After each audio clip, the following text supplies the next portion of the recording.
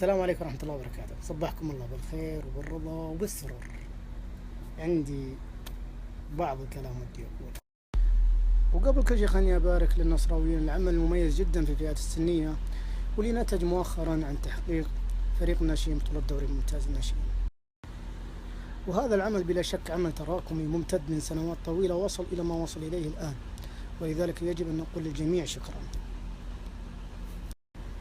ولهذا شكرا لجميع من عمل في هذا القطاع. شكرا لهاني الداوود، شكرا لنهار الظفيري، شكرا لجميع من عمل في هذا القطاع. ولكن يجب أن نشكر 1000 مرة الأستاذ منصور الثواب الذي ساهم مساهمة كبيرة في أن يصل هذا القطاع إلى ما وصل إليه الآن. الأستاذ منصور الثواب عضو شرف نصراوي لا يخرج للإعلام أبدا. طبعا أتحدث عن هذا الموسم. الأستاذ منصور الثواب هو أكثر من دفع بعد أمير فيصل بن تركي رغم أنه عضو شرف، ولم نرى أي خروج لا إعلامي. نجي للأمير فيصل بن تركي، واليوم 30 أبريل آخر يوم للمهلة اللي منحها الأمير مشعل بن سعود لمن يرغب برئاسة نادي النصر. طبعا أنا أعرف والله اللي قلت لكم العام الماضي صار السنة هذه، واللي قلت لكم الآن برضو صار. ما في أحد راح يجي. ولما قلت ما في أحد راح يجي قالوا لي بعض الزملاء الإعلاميين أنت تقزم النصر وأنت وبتشوف ناس يجون. طيب وينهم؟ بعض اللي قالوا لنا في كثيرين موجودين بس يرحل الأمير فيصل بن تركي لما تواجهه يقول لك لا خليه يقدم استقالته رسميا. طيب بديلك اللي انت اشغلتنا عليه ورا ما طلع على الأقل وقال أنا أبدي رغبتي برئاسة نادي النصر في حال أراد الأمير فيصل بن تركي الرحيل. طيب بديلكم هذا اللي انتم مشغليننا عليه ورا ما أحرج الأمير فيصل بن تركي عند الجمهور، ورا ما جاء وأحرجه وأبدى رغبته بالرئاسة، ولا بس الدعوة حكي في حكي. المشكلة النصراويين ما يستفيدون من الدرس. نفس الأسماء هي اللي تنقنق من على وقت الأمير عبد الرحمن بن سعود، نفسها ما تغيرت.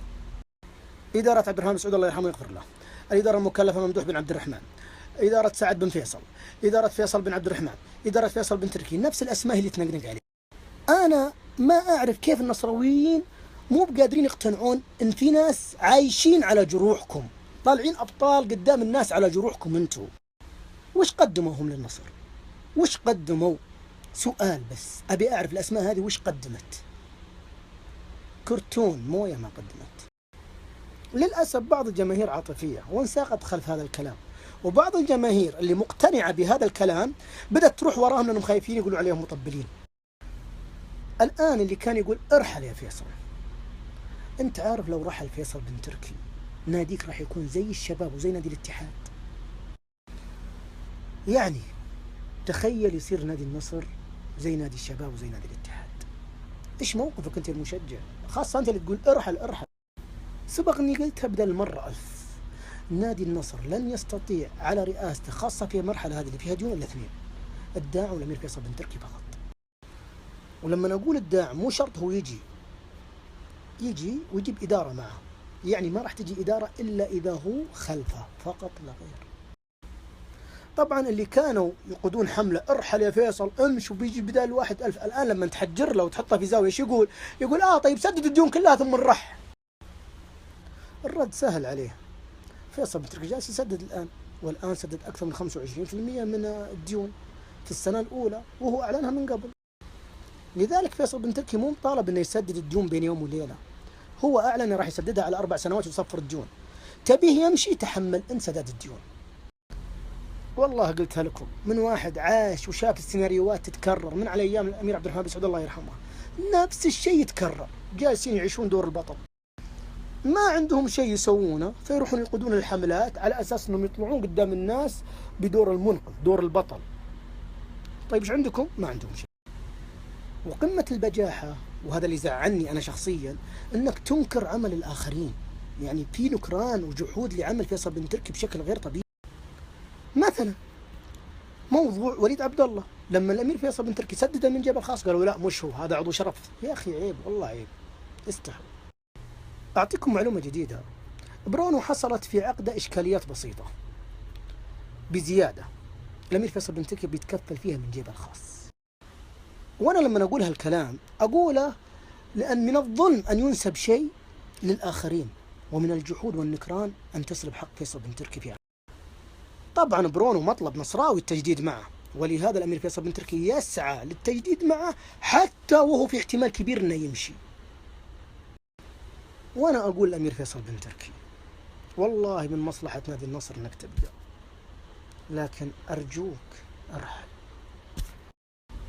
أرحل فيصل بن تركي، خليهم يعرفون قيمتك، خلي الإنسان خلف من حاربك يعرف قيمتك. لو ما كانت الحرب هذه موجودة وش وضع النصر؟ أنا على يقين كامل مثل ما قلت لكم إن ما راح يتقدم أحد للرئاسة سنتين ورا بعض، هذه تثبت قدامكم، ولا راح أحد يتقدم. لذلك أنا على يقين بأن رحيل فيصل كارثة على النصر. في نفس الوقت أبي يرحل، أبي اللي ما وقف معه يعرف قيمته. خذوا الهلال مثال، أنا أقول لكم الهلال شو بداية الموسم وش الأخطاء الكوارثية اللي عنده، ورغم ذلك وجد الدعم.